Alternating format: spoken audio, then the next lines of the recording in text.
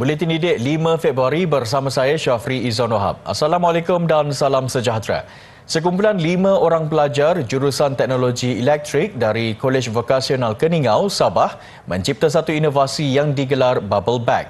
Ciptaan ini adalah suatu mesin penapis air yang boleh mengurangkan penggunaan air dalam rumah dan membantu mangsa banjir mendapatkan bekalan air bersih. Inovasi ini mampu menjernihkan air yang telah digunakan di dalam rumah untuk aktiviti-aktiviti membasuh baju, mencuci pinggan mangkuk dan mandi agar ianya boleh digunakan semula untuk tujuan yang sama. Idea rekaan Bubble Bag ini telah dibentangkan menerusi projek inovasi mereka di Persidangan International Ankara Multidisciplinary Studies Congress. Persidangan secara dalam talian ini dari 27 hingga 29 Januari lalu yang berpusat di Ankara, Turkiye itu dihadiri oleh pembentang dari 32 buah negara. Inovasi ini dilihat mampu menjadi penyelesaian kepada masalah kekurangan bekalan air di satu-satu kawasan selain penggunaan air di rumah seharian secara berlebihan. Pasukan itu terdiri daripada Denver LD, Javier Junior Joseph, Awang Faizul Asnan, Hernandez Stanley dan Zora Iniza Omar. Lazimnya dalam bentuk kata-kata, kini peribahasa ditampilkan dalam bentuk visual. Seni tampak yang ditonjolkan bukan sahaja membuatkan peribahasa lebih mudah diingati, ia juga membuatkan peribahasa lebih mudah difahami. Pameran Kata dan Rupa bermula 16 Januari lalu di Galeri Serdang, Fakulti Reka Bentuk dan Seni Bina UPM Serdang ini menghimpunkan 50 karya peribahasa tampak. Koleksi ini merupakan hasil kreatif pensyarah kanan fakulti Dr. Nur Azizi Muhammad Ali sejak 9 tahun lalu. Saya terpanggil untuk sebab terdapat kontroversi tentang peribahasa-peribahasa, ya. Antaranya harakan pegar makan padi, dan bercakap harakan pagar makan padi, dan bermula daripada situ saya cuba untuk mengolah, ya, secara visual bagaimana harakan pegar makan padi. Dan begitu juga hasil pada kajian saya melihat kalau harakan pagar makan padi itu susah untuk kita nak lukis bagaimana pagar tu dia memakan padi, ya.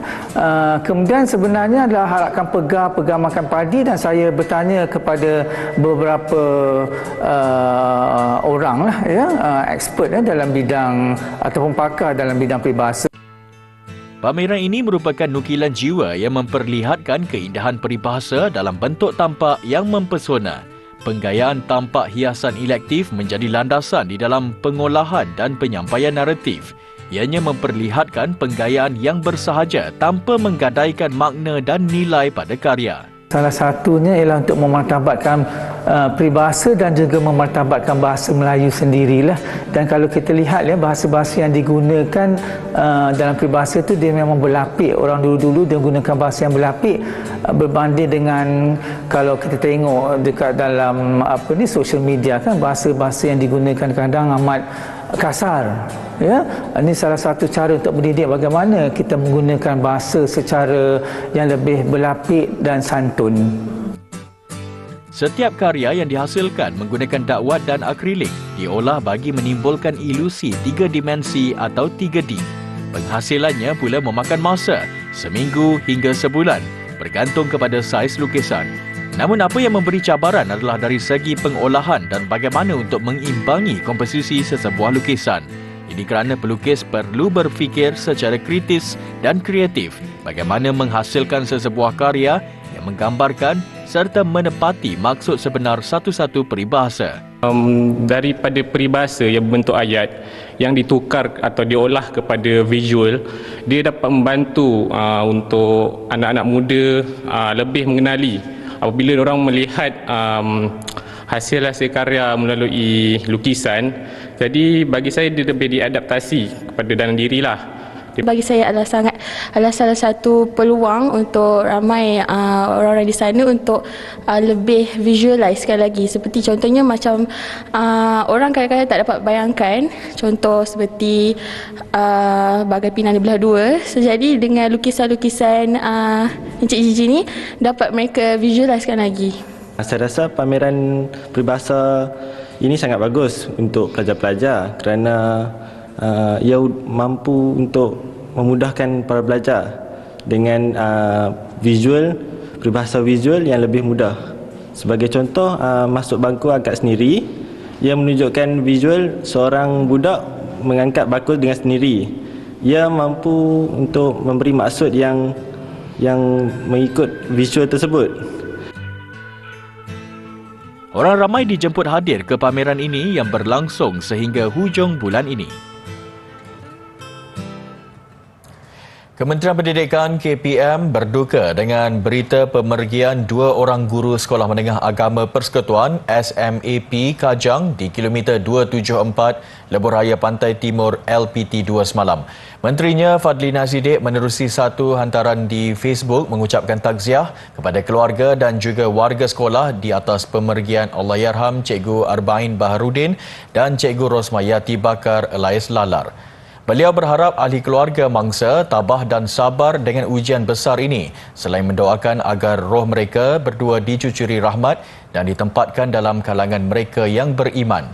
Jenazah pasangan suami isteri berkenaan dikebumikan di Tanah Perkuburan Islam Penggalan Kenangan, Kampung Baru, Kertih tengah hari tadi.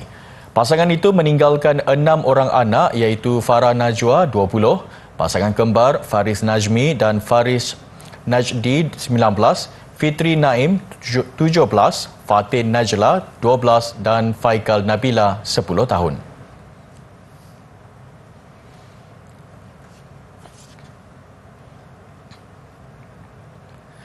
Empat pelajar dan pemandu bas cedera dalam kemalangan membabitkan sebuah bas milik Maktab Rendah Sains Mara MRSM Kuala Lipis yang terbabas dan terbalik di kilometer 19 Jalan Lurah Bilut, Raub, Pahang. Dalam kejadian jam 8.50 malam tadi, bas berkenaan yang membawa 31 individu dalam perjalanan pulang ke Kuala Lipis selepas melawat Muzium Polis Diraja Malaysia di Ibu Negara. Mangsa yang cedera termasuk seorang pelajar perempuan dan 3 pelajar lelaki dikeluarkan oleh orang awam daripada bas yang terbalik. Ketua Polis Daerah Bentong, Superintendent Zaiha Muhammad Kahar berkata, siasatan awal mendapati kemalangan berlaku ketika bas terbabit cuba memotong beberapa kenderaan.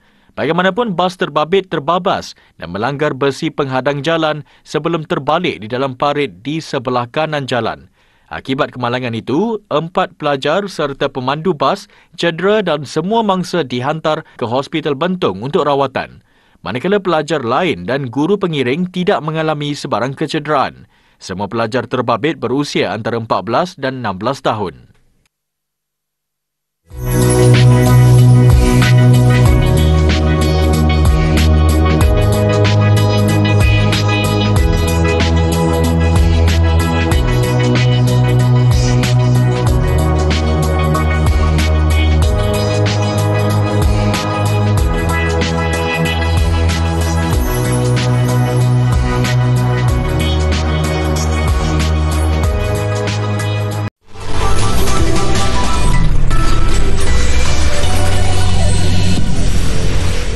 Kumpulan belia serta golongan pemikir muda disaran memulakan perbincangan serta gerak kerja mengenai konsep Malaysia Madani yang diperkenalkan Perdana Menteri Datuk Seri Anwar Ibrahim. Ia wajar dijadikan topik utama perbincangan bagi memastikan pelaksanaannya direalisasikan dengan jaya. Setiausaha politik kanan kepada Perdana Menteri Datuk Seri Syamsul Iskandar Muhammad Akin berkata peranan golongan muda dalam menjayakan konsep Malaysia Madani adalah penting supaya tujuan asal pelaksanaannya dapat diteruskan. Ujarnya, peranan generasi muda penting dalam memastikan negara ini harmoni selain membina negara bermaruah. Peranan generasi muda itu begitu penting dalam mengisi makna Madani itu sendiri. Kerana kalau kita tidak ada kumpulan generasi pelapis, idea Madani ini tidak boleh dilonjakkan secara konsisten ke depan ini. Jadi yang nak kita bina ini adalah masyarakatnya. Jadi masyarakat Madani ini, komponen yang paling penting itu adalah generasi muda. Beliau ditemui selepas merasmikan dialog Buah Melaka, anjuran Yayasan Pusat Polisi dan Hal Ehwal Ekonomi Malaysia, PIS, di air Keruh Melaka siang tadi. Datuk Seri Syamsul berkata, sudah sampai masanya pemikir muda menggunakan kepakaran mereka untuk menterjemahkan idea menerusi perbincangan khas bagi menjayakan konsep berkenaan. Katanya, kerajaan sentiasa menyokong setiap usaha ke arah memastikan konsep yang diperkenalkan Perdana Menteri itu direalisasikan dengan baik. Bermula sekadar hobi mengumpul kereta miniatur, kini bertukar menjadi sumber rezeki. Beratus jenis kereta miniatur yang sebelum ini dikumpul di rumah, kini dibawa ke litar perlumbaan dan berjaya menarik minat pengumpul lain. Menariknya, perlumbaan kereta miniatur dibuat di kaki 5 premis kedai atau di rumah pengumpul. Wartawan Muhammad Ishak Abdillah Ngah ada laporannya. Jam 10 malam. Pendaftaran perlumbaan kereta miniatur dibuka dan 30 pengumpul koleksi mengambil bahagian dengan bayaran RM2 bagi sebuah kereta.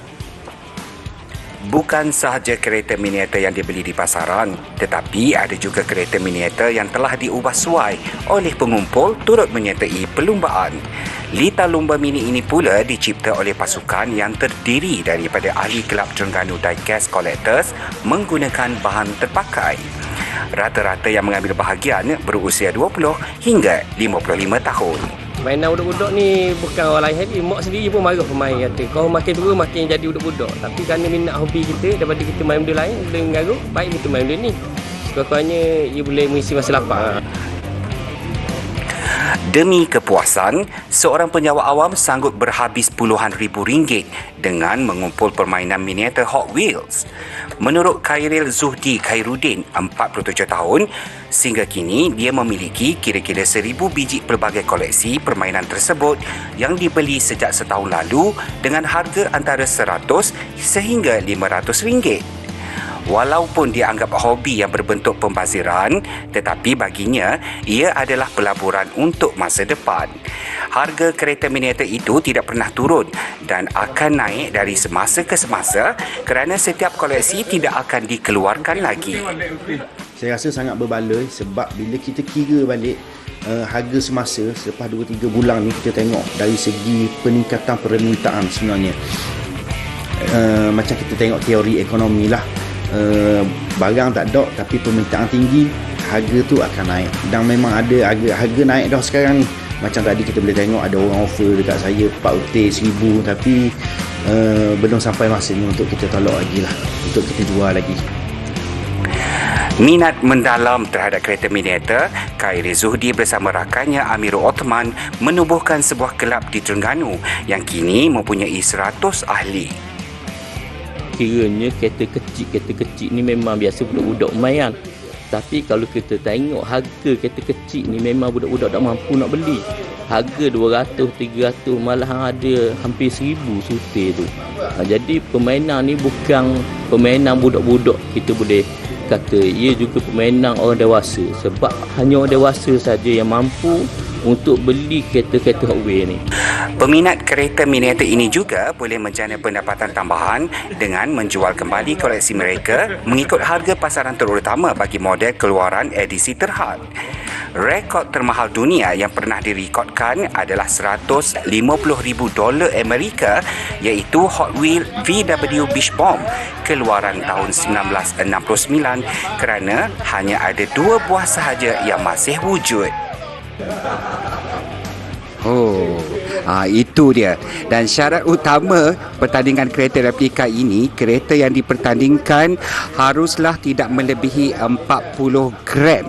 Dan siapa yang bakal menaiki podium ini ditentukan melalui kelajuan sesebuah kereta replika itu ketika pertandingan berlangsung. Laporan Muhammad Ishak Abdillah Ngah.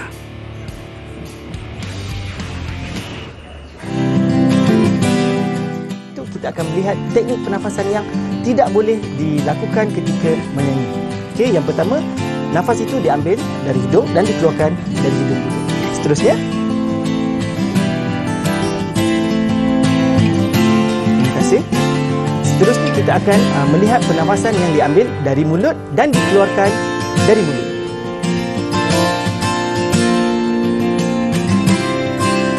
Terima kasih. Jadi kedua-dua ini ialah teknik pernafasan yang tidak benar.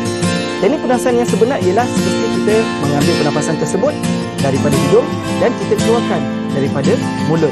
Seterusnya, untuk kita mengenal pasti teknik pernafasan itu menjadi atau tidak, kita harus meletakkan tapak tangan kita di atas perut supaya kita boleh lihat pergerakan perut kita. Okey, boleh kita saksikan bersama-sama. Okay, kita ambil nafas melalui hidung dan keluarkan melalui mulut. Boleh semua? Okay, ready? 1, 2, go.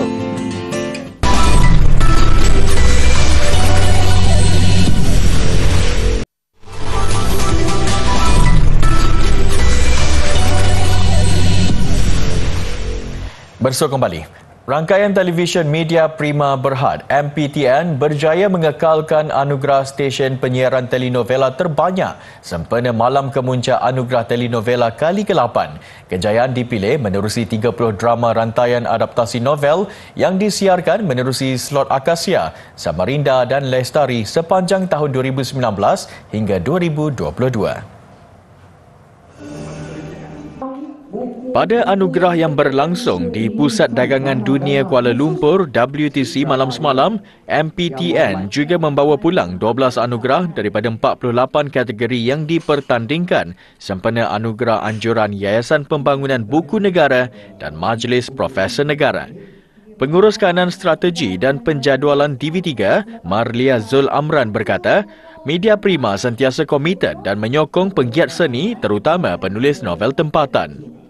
Kami juga telah menang besar untuk drama terbaik iaitu drama Ayahanda dan kami akan terus menerbitkan dan menyiarkan drama-drama yang bermutu dan juga menepati citarasa penonton kita. Dari pihak TV3 dan Media Prima, kami ingin mengucapkan terima kasih kepada penganjur atas pengiktirafan ini. Terima kasih juga kepada semua yang terlibat, penerbit, pengarah, pelakon dan semua sidang dan semua produksi yang berjaya menterjemahkan buku ke layar skrin. Turut menang drama 7 Hari Mencintaimu 2 yang ditayangkan di slot Akasia dan Romantika 4 Hari 3 Malam. Anugerah berkenaan turut mendapat kerjasama Gabungan Persatuan Penulis Nasional GAPENA, Dewan Bahasa dan Pustaka DBP serta Persatuan Pengarah Filem Malaysia.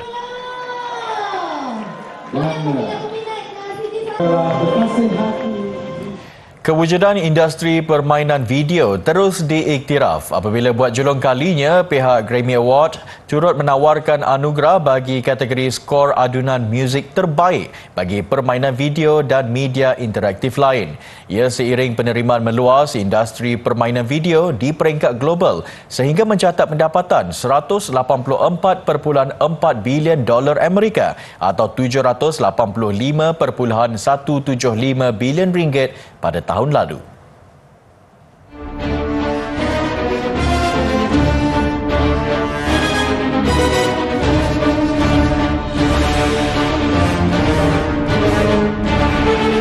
Yang pasti, semua 5 komposer muzik permainan video yang layak ke senarai akhir Grammy Award esok gembira dengan perkembangan terbaru itu.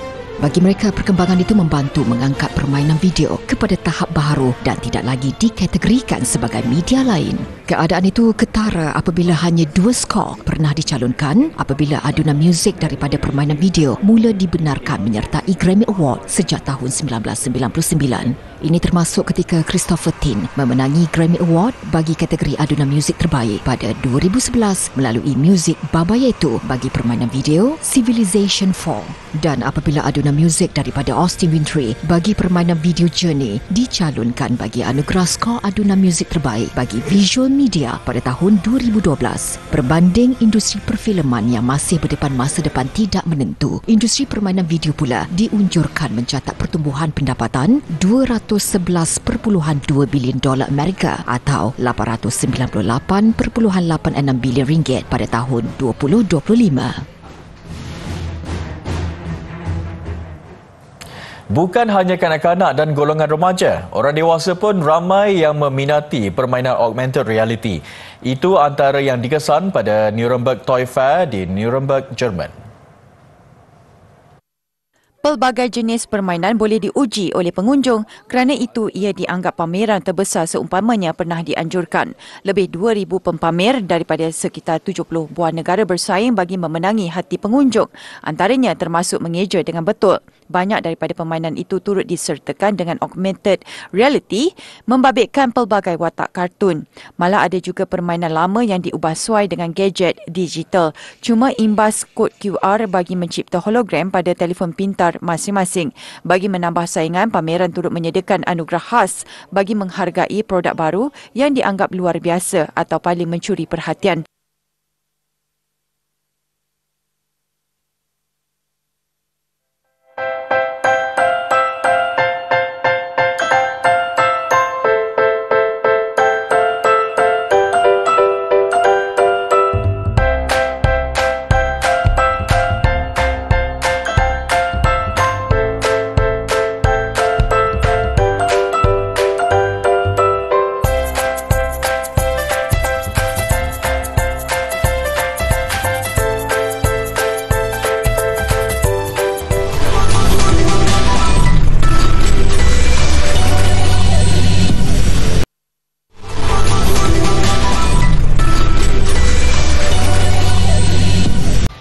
Mengurus sebuah akademi bola sepak bukan satu tugas mudah, lebih-lebih lagi bagi golongan wanita. Namun di Terengganu, seorang ibu tunggal membuktikan sebaliknya. Azimah Abdul Rahman, 50 tahun, menjadi pengurus bola sepak Akademi Peteh Kids Terengganu atau Peteh Kids yang berpusat di Kuala Terengganu dan merupakan pengurus wanita pertama mengendalikan akademi bola sepak di negeri Terengganu.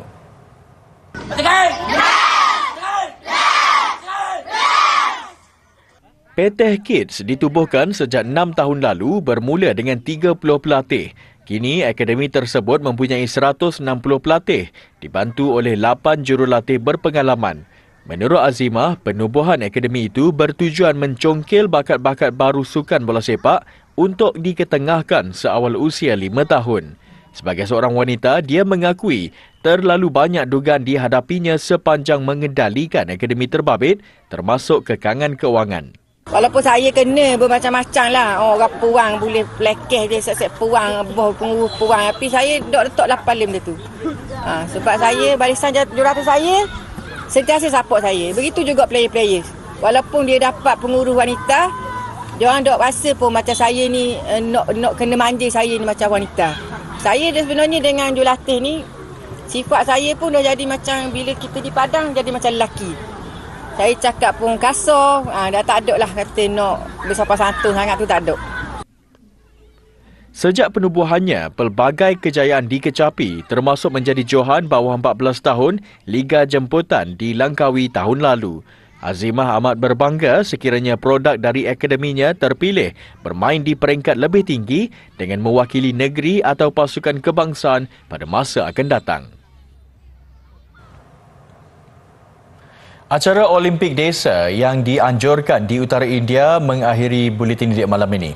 Saya Syafrizan Wahab, salam hormat dan jumpa lagi. Assalamualaikum.